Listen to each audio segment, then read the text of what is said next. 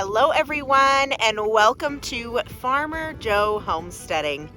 Buckle up and get ready for another eventful farm update with us here on the homestead, because we have had a lot going on in the last week. We've had lots of goats bred, we did a lot of fencing, and we had some more bunny news. So stick around and join us for another fun farm update.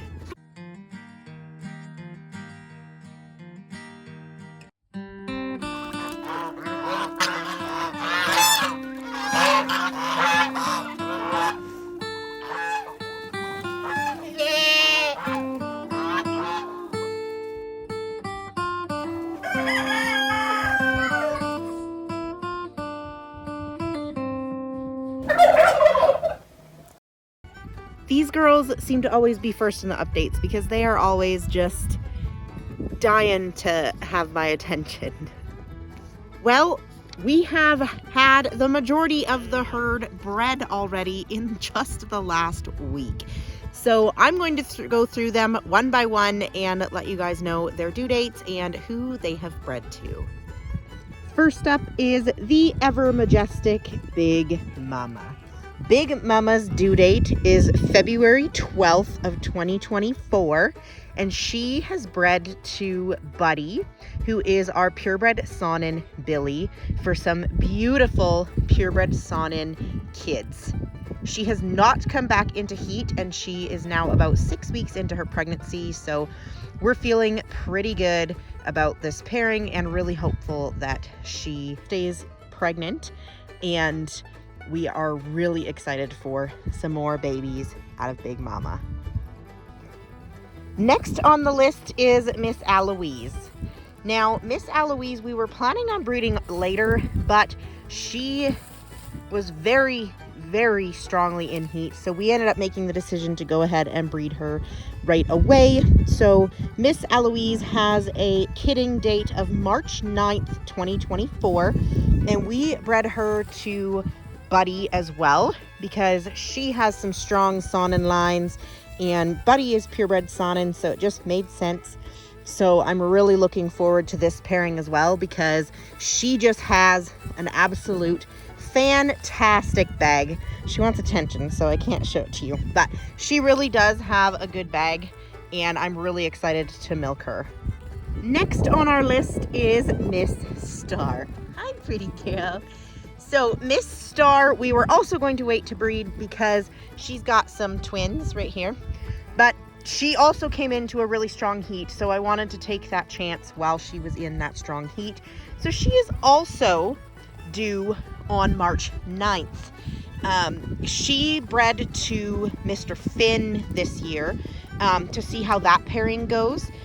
She just doesn't have the best bag. Her bag is my least favorite of these other girls, and so it just made sense to breed her to the Kiko Billy for some meat kids instead, because she is half Nubian, half Saanen. So we'll see what we get from her and Mr. Finn for March 9th, 2024.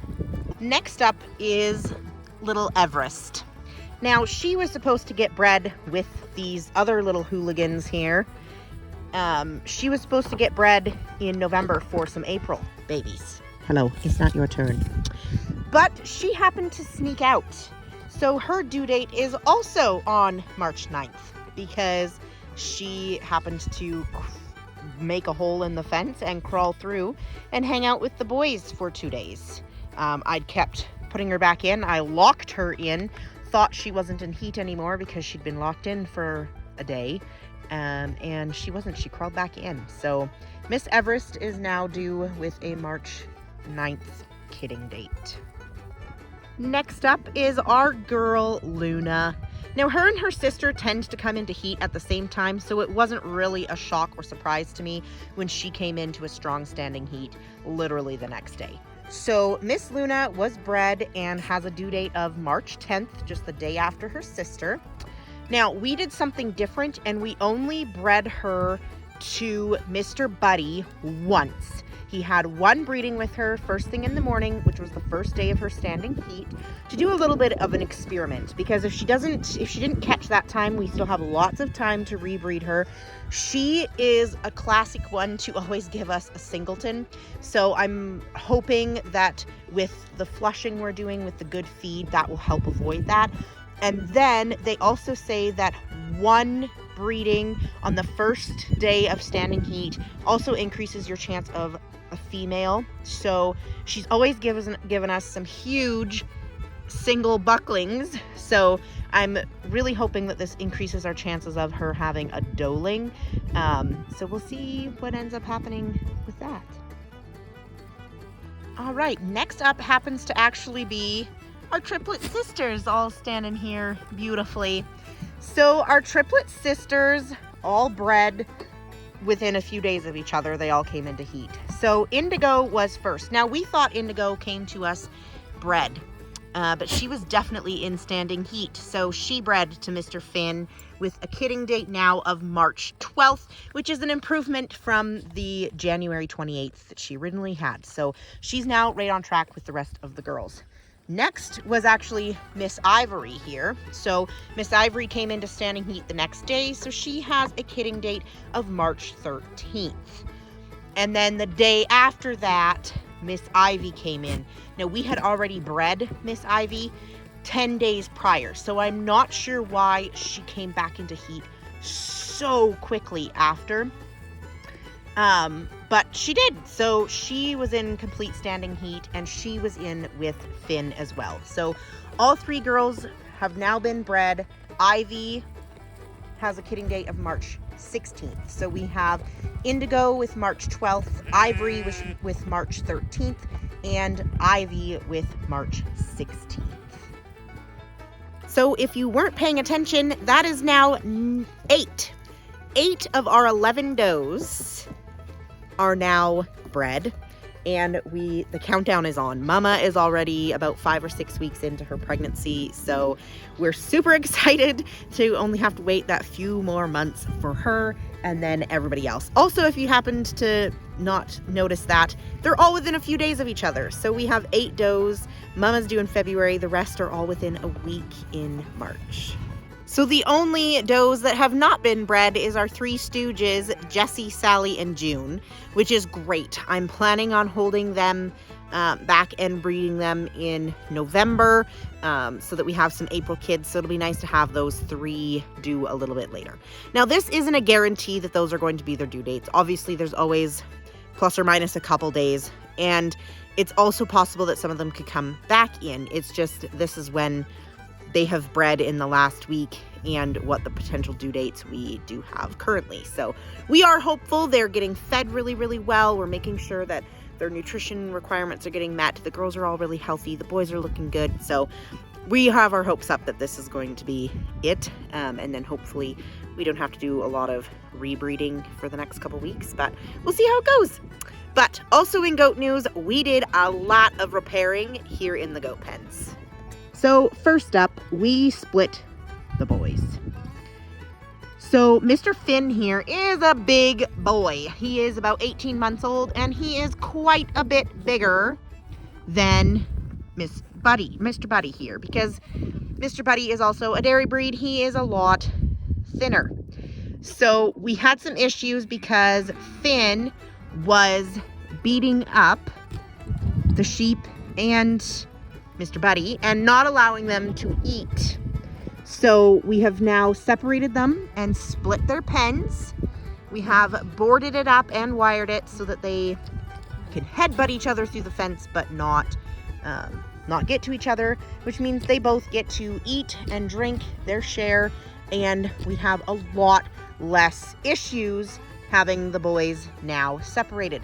This has also made breeding really, really awesome, because the only one who has girls left is Finn, and Buddy is done. So now when a girl is in heat, I can just bring them over to Mr. Finn, and I don't have to worry too much about Buddy stealing and breeding all of my meat does. So it's actually working out really well. And then on the girls' side, we added boards We pounded more posts, fixed all the holes, and added boards all the way along.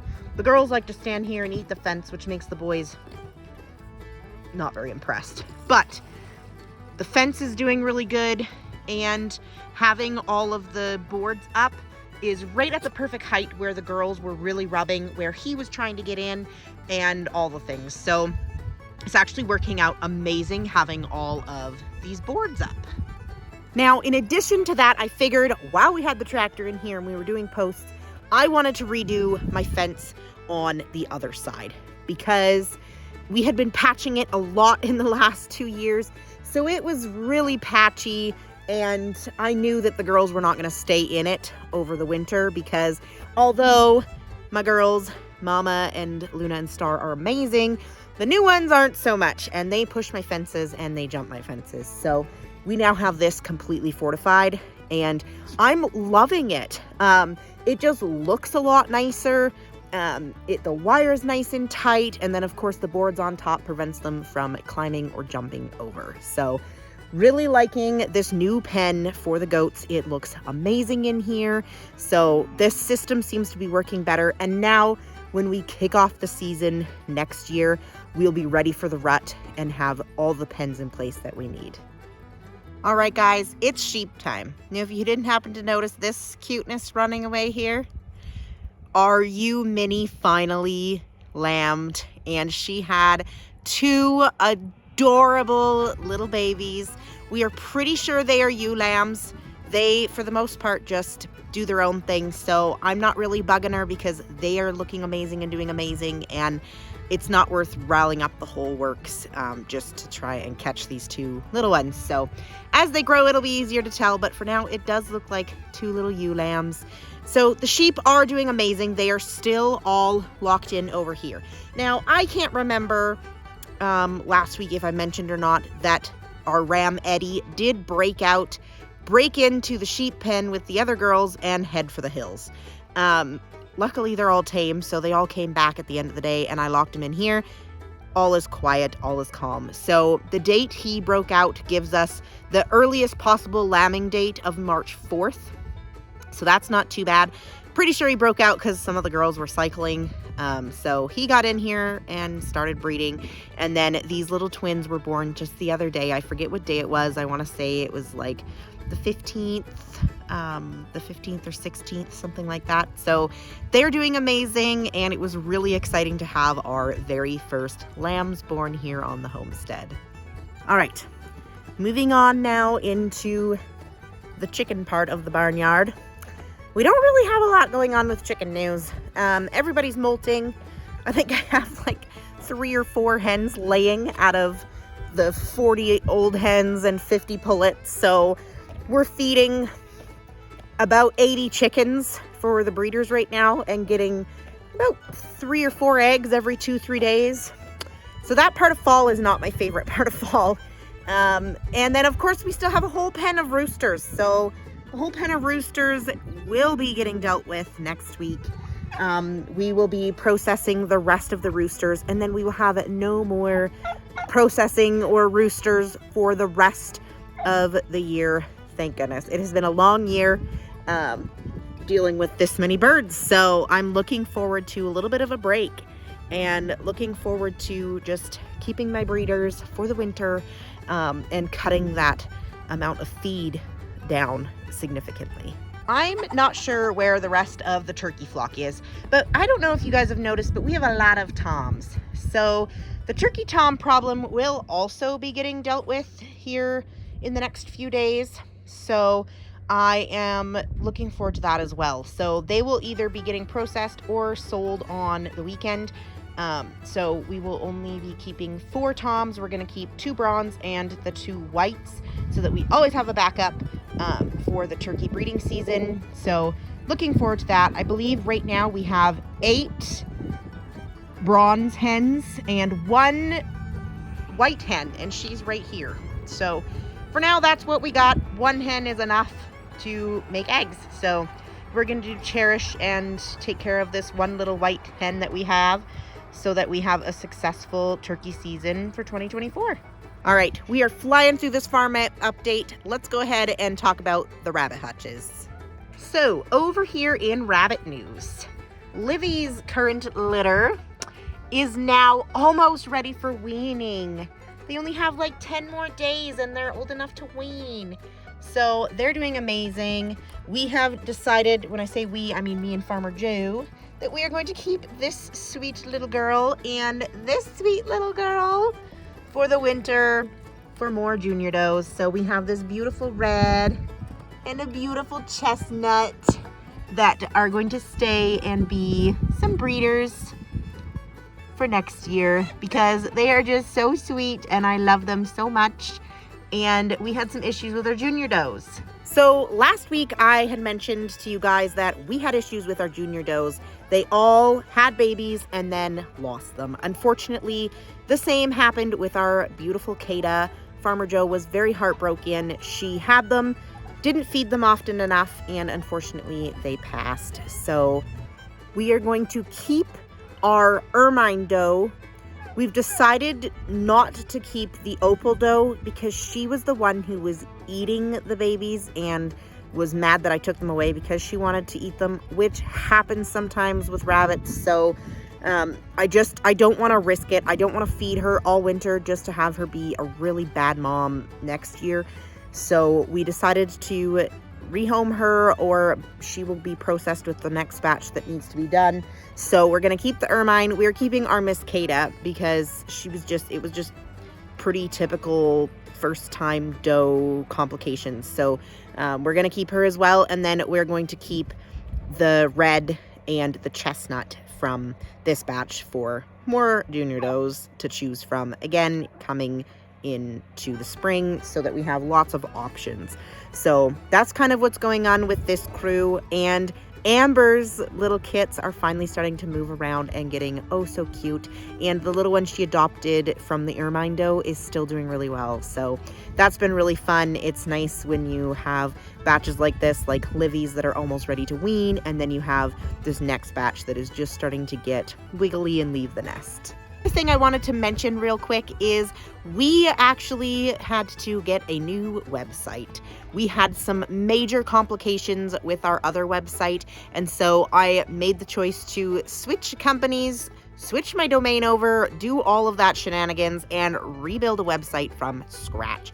It has been a 3-week process, and I finally have our new website up and running, and it is stunning. It is way better than the other one was, and I thought the other one was great. So if you haven't had a chance, go ahead and take a look through our website and see all of the things we have to offer on there.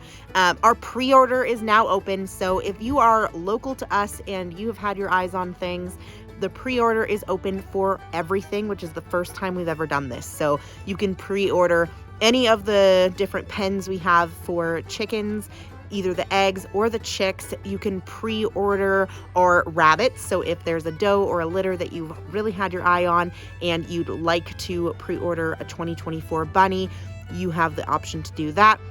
We are also taking pre-orders now for our goat kids, and we've never done that before. So you can have a look through.